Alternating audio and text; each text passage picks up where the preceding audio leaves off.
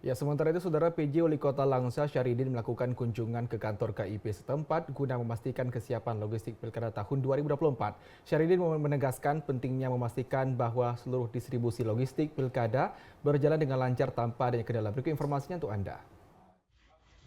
Kunjungan yang dihadiri seluruh unsur Forkopimda Kota Langsa ke kantor Komisi Independen Pemilihan KIP setempat membahas berbagai aspek terkait dari kesiapan logistik, pengamanan logistik, mulai dari distribusi hingga penghitungan suara pada hari pemilihan.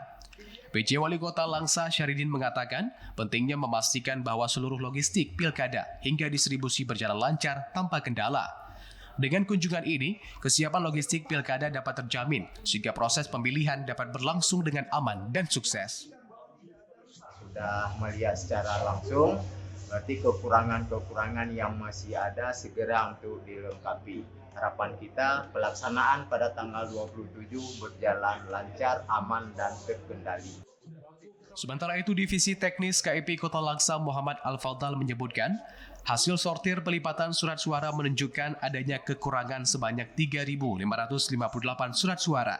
KIP Langsa telah mengajukan kekurangan ini kepada KPU Pusat agar segera dikirimkan kembali. Kekurangan surat suara kita itu ada di angka 3.558 surat suara yang mana tergabung di dalam wali kota, wakil wali kota, dan surat suara gubernur dan wakil gubernur. Untuk tindak lanjutnya itu sudah kita laporkan ke dalam aplikasi Silog yang disediakan oleh KPU RI dan Provinsi, sudah kita laporkan. Nanti tindak lanjutnya mungkin dalam waktu dekat kita dikirim kembali. Adapun surat suara untuk pemilihan Gubernur Aceh dalam kondisi baik berjumlah 128.628 lembar.